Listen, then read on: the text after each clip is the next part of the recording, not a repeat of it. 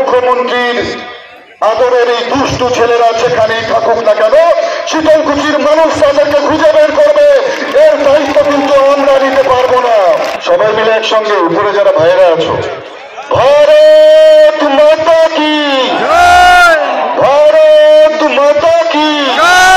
রাস্তায় যারা দাঁড়িয়ে আছেন, ভারত মাতা কি। একসঙ্গে সবাই মিলে এবার এই দিকটায়, ভারত মাতা কি। আজকে আমাদের এই সম্মানিত মঞ্চে উপবিষ্ট রয়েছে পশ্চিমবঙ্গের বিরোধী দলনেতা, ভারত মায়ের বীর সন্তান, কৃতি সন্তান, আমাদের সকলের প্রিয় শুভেন্দু অধিকারী মহাশয় মঞ্চে উপবিষ্ট রয়েছেন।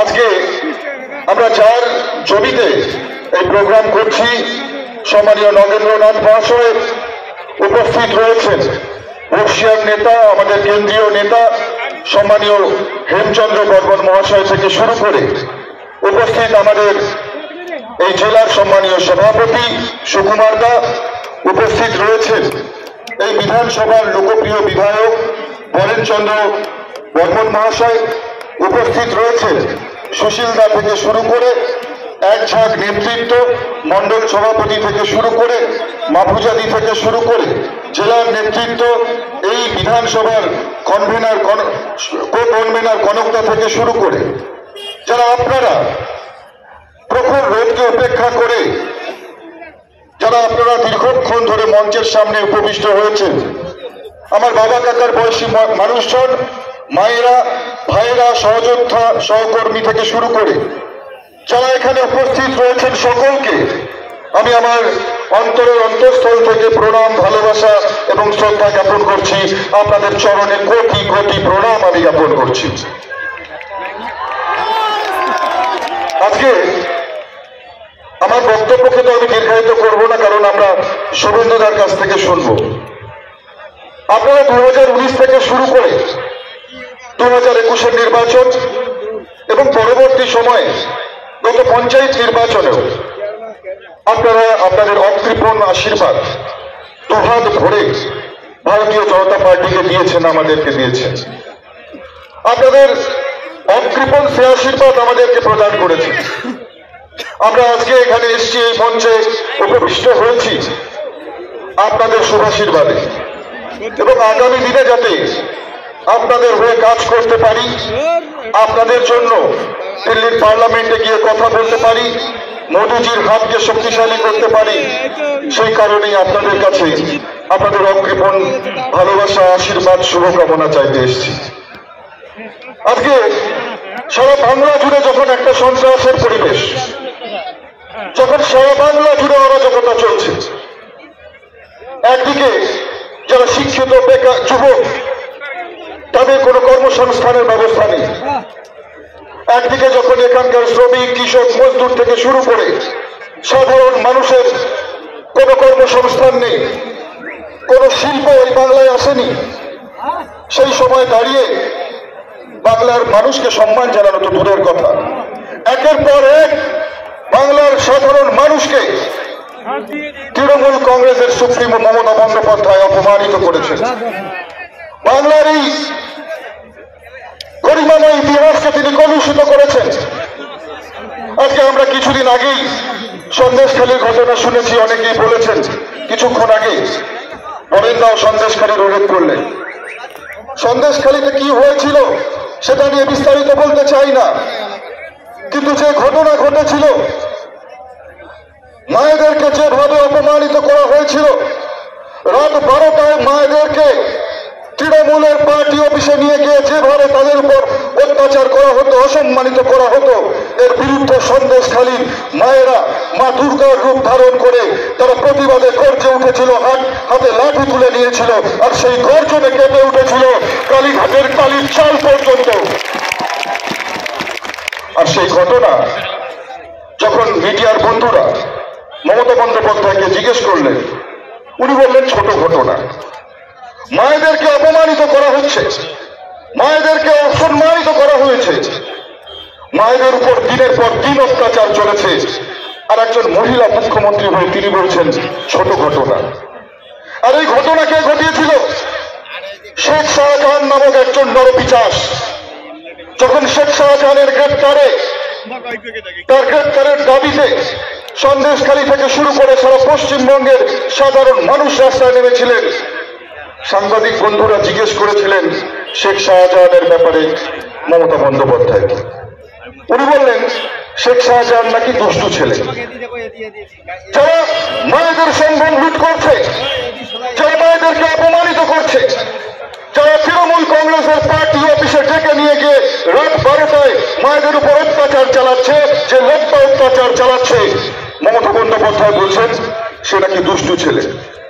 মানে এক কথায় সমাজের চোখে যারা অপরাধী মমতা বন্দ্যোপাধ্যায়ের আশ্রয়ে তারা লালিত পালিত হচ্ছে, তৃণমূল কংগ্রেসের পতাকার নিচে তারা লালিত পালিত হচ্ছে। তবে আমি এই মঞ্চ থেকে জানিয়ে দিতে চাই 2019-এর নির্বাচনের পরবর্তী সময়ে আমরা আমাদের কর্মীদেরকে অনুরোধ করেছিলাম আপনারা সংযত হবেন, আপনারা শান্ত হয়ে যান। কিন্তু 2021-এর নির্বাচনের পরবর্তী সময়ে যে অত্যাচার সমগ্র বাংলা জুড়ে চলেছে, সমগ্র শীতলকুচি জুড়ে চলেছে, শীতলকুচির মানুষ, ভারতীয় জনতা পার্টির মানুষ, শীতলকুচির সাধারণ মানুষ সেই অত্যাচারের কথা ভুলে যায়নি, সেই অত্যাচারটা মনের মধ্যে রেখেছে, সেই হিসেবটা মনের মধ্যে লিখে রেখেছে। আর 2024-এর এই নির্বাচনের পর যখন ফল প্রকাশ হবে, ফল প্রকাশ হবার পর মাননীয়, কারণ ভারতীয় জনতা পার্টির যারা কর্মী, যারা সৈনিক, তারা আর কিছু পারুক বা না পারুক, তারা হিসেবটা কিন্তু কড়ায় গন্ডায় মেটাতে পারে, তারা কিন্তু হিসেব মেটাতে জানে। তাই আমি সাবধান করে দিচ্ছি এই দুষ্টু ছেলেদের, এখনো সময় আছে, সাবধান হয়ে যান। ভারতীয় জনতা পার্টি আমরা শান্তিতে বিশ্বাসী, আমরা গণতন্ত্রে বিশ্বাসী। গণতন্ত্রের এই উৎসবে সাধারণ মানুষ, কাতারে কাতারে মানুষ গিয়ে সেই উৎসবকে মহোৎসবে পরিণত করবে, আমরা এতেই বিশ্বাস করি। কিন্তু তৃণমূল কংগ্রেস তারা ভেঙে দেওয়া, কুড়িয়ে দেওয়ার রাজনীতিতে বিশ্বাসী। তৃণমূল কংগ্রেস যখন সভা করে কোথায়, আমরা তো সেখানে গিয়ে তাদের সভায় বাদ সাধি না। কিন্তু ভারতীয় জনতা পার্টির সভা হলে তৃণমূল কংগ্রেসের একটাই কাজ, লাঠি সোটা নিয়ে রাস্তায় দাঁড়িয়ে আমাদের কর্মীর উপর অত্যাচার করা। এটা কোথাকার রাজনীতি? এটা কোন ধরনের গণতন্ত্র? মমতা বন্দ্যোপাধ্যায় কি ধরনের শাসন এখানে চালাতে চাইছেন? আমি অত্যন্ত ব্যথিত যে বাংলায় দিন পরিবর্তনের আশা দেখে মমতা বন্দ্যোপাধ্যায় আজকে তার চেয়ারে বসেছেন, গদিতে বসেছেন, তিনি সেসব কথা ভুলে গিয়ে এক অত্যাচারী শাসকের রূপ নিয়ে সাধারণ মানুষের উপর অসাধ্য অত্যাচার করে যাচ্ছেন দিনের পর দিন। আজকে যখন আমাদের কর্মীদের উপর অত্যাচার হয়, সেই যন্ত্রণা আমাদের বুকে হয়। কারণ আমরা মনে করি আমাদের পরিবার, আমাদের যেমন পরিবারের কোনো ভাই, আমাদের পরিবারের কোনো আত্মীয় অসুস্থ হলে আমাদের যেমন কষ্ট হয়, যন্ত্রণা হয়, ঠিক একই রকম ভারতীয় জনতা পার্টির সাধারণ মানুষের, সাধারণ কর্মীর কারোর উপর অত্যাচার হলে আমাদের মনে যন্ত্রণা হয়। আজকে আমি বক্তব্যকে দীর্ঘায়িত করব না, এরপরে সম্মানীয় শুভেন্দু অধিকারী মহাশয় আপনাদের সামনে বক্তব্য রাখবে। তবে বেশ কিছু বিষয় আপনারা দেখেছেন যে কিছুদিন থেকে তৃণমূল কংগ্রেসের আক্রমণের ঘটনা ঘটছে, যেখানে আমরা নির্বাচন কমিশনের কাছে প্রয়োজনীয় অনুমতি নিয়ে আমাদের নির্ধারিত কর্মসূচি করি, সেখানেই গিয়ে উত্তরবঙ্গ উন্নয়ন মন্ত্রী তার গুন্ডা দল বল নিয়ে সেখানে গিয়ে হাজির হচ্ছে। এর মানেটা কি? আপনাদের কার্যক্রম আপনারা করুন, আমাদের কার্যক্রম আমরা করুন, আমরা মানুষের কাছে গিয়ে ভোট প্রচার করবো, এই অধিকার আমাদের আছে। এই অধিকার আপনারা কেড়ে নিতে পারেন না। আপনারা শাসক দলে রয়েছেন, আপনাদের কাছে পুলিশ আছে বলেই আপনারা আমাদের গণতান্ত্রিক অধিকার কেড়ে নিতে পারেন না। এই পুলিশ দিয়ে যে অত্যাচার পশ্চিমবঙ্গ সরকার করছে, আমি আজকে বলতে চাই, এই পুলিশদেরকেই বলতে চাই, উত্তরপ্রদেশ বা অন্যান্য রাজ্য যেখানে বিজেপি শাসিত রাজ্য রয়েছে, তার থেকে কম করে হলেও 30,000 টাকা করে তাদের বেতন এখানে কম পান এই পুলিশরা, পশ্চিমবঙ্গের। যে পুলিশরা রাত্রিবেলা এসে মিথ্যা মিথ্যে মামলা দিয়ে আপনাদের কর্মীদের করানোর দরজায় এসে তাকে জিজ্ঞেস করবেন যে পুলিশ ভাই তোমার ডিএটা তুমি পেয়েছো, তোমার হকের ডিএ তোমাকে পশ্চিমবঙ্গ সরকার দিয়েছে, দেখবেন লজ্জায় তার মাথাটা হেঁট হয়ে যাবে। তাদের হয়ে কাজ করছে পুলিশ, যে সংবিধানের শপথ নিয়ে নিরপেক্ষ ভূমিকায় থেকে সমাজকে সুরক্ষিত রাখবার দায়িত্ব পুলিশ নেয়। সেই পুলিশ, পশ্চিমবঙ্গের পুলিশ আজকে দলদাসে পরিণত হয়েছে। এর থেকে লজ্জার আর কিছু নেই। পুলিশ প্রশাসনের সেই সমস্ত যারা দায়িত্বশীল অফিসার রয়েছেন, যারা নিজের দায়িত্ব ভুলে গিয়ে, সংবিধানের শপথকে ভুলে গিয়ে যারা তৃণমূল কংগ্রেসের দলদাসে পরিণত হয়েছেন, মনে রাখবেন 2024 নির্বাচনের পর, 2024 নির্বাচনের ফল প্রকাশের পর তৃণমূল কংগ্রেসটা তাসের ঘরের মতন ভেঙে পড়বে, সরকার টিকবে না। এবং 2024 আগেই ভারতীয় জনতা পার্টি পশ্চিমবঙ্গে সরকার স্থাপন করবে নির্দিষ্টভাবে। আপনাদেরকে বলে দিতে চাই, এই অরাজকতা পশ্চিমবঙ্গের জাগ্রত জনতা কখনো মেনে নিতে পারবে না। আমরা বহু রাজ্যে দেখেছি লোকসভার ফল নির্বাচনের পরেই রাজ্য সরকার ভেঙে টুকরো টুকরো হয়ে যায়, এবং পশ্চিমবঙ্গের ক্ষেত্রেও এটা হতে চলছে, আমি নিশ্চিত করে বলছি। আর তখন এই দলদাস পুলিশ অফিসার গুলো কোথায় যাবে বলুন তো? প্রত্যেককে নিজের কর্মের ফল ভোগ করতে হবে, সেটা আমি আজকে মঞ্চে দাঁড়িয়ে আমি বলে দিয়ে যাচ্ছি। কারণ কর্ম যেমন করবে ফলও তেমন পাবে, এটা মঞ্চে দাঁড়িয়ে বলে দিয়ে যাচ্ছি। আমি হ্যাঁ, ওই আশা পূরণ হবে দিদি, পূরণ হবে, নিশ্চিতভাবে পূরণ হবে। মায়েরা পূরণ হবে, পূরণ হবে। আমি বক্তব্যকে দীর্ঘায়িত করবো না, কারণ এরপরে আমাদের নির্দিষ্ট কার্যক্রম রয়েছে।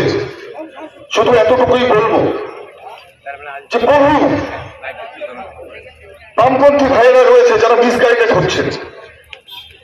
আমি মঞ্চ থেকে আজকে একটা ঘোষণা করতে চাই, আমাদের নির্বাচনের ফল প্রকাশ হবার পর সুষ্ঠু গণতান্ত্রিক পরিবেশ রক্ষার স্বার্থে যাতে সমস্ত দল তাদের রাজনৈতিক অধিকার প্রয়োগ করতে পারে, সেই কারণে বামফ্রন্টের যতগুলো পার্টি অফিস, গ্রাম থেকে শুরু করে, শহর থেকে শুরু করে, মন্ডল থেকে শুরু করে, ব্লক থেকে শুরু করে, অঞ্চল থেকে শুরু করে বুথ, যেখানে যেখানে বামপন্থী ভাইদের যত পার্টি অফিস রয়েছে তৃণমূল কংগ্রেস দখল করেছে, তারা উদ্ধার করতে না পারলে নির্বাচনের ফল প্রকাশের পর ভারতীয় জনতা পার্টি সেই সব পার্টি অফিস উদ্ধার করে বামপন্থী ভাইদের হাতে তুলে দেবে। ভোটগুলো নষ্ট করবেন না, ভোট নষ্ট করবেন না।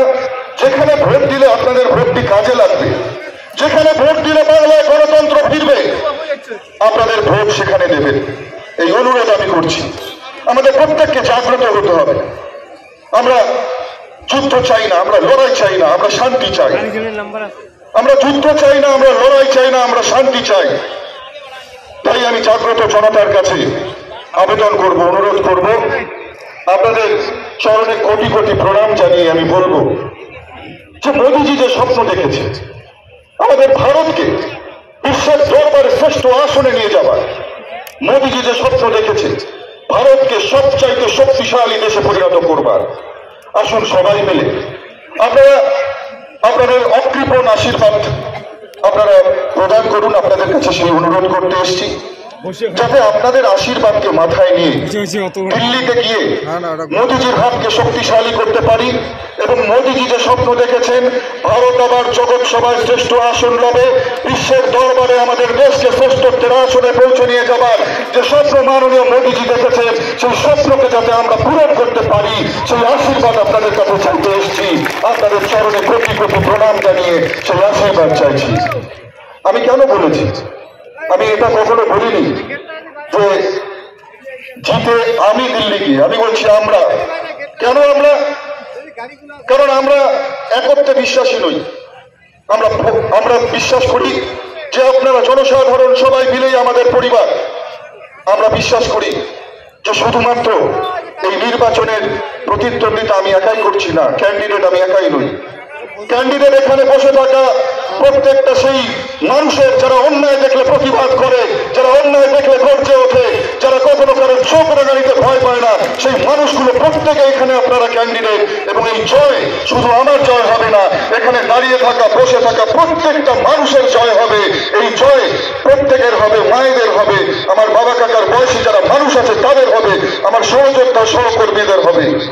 আর এই জয়ের আনন্দ আমরা 2024-এর এই নির্বাচনের ফল প্রকাশের পর একসঙ্গে গেরুয়া আবির খেলে আমরা এই জয়ের আনন্দকে একসঙ্গে সবাই মিলে উপভোগ করব।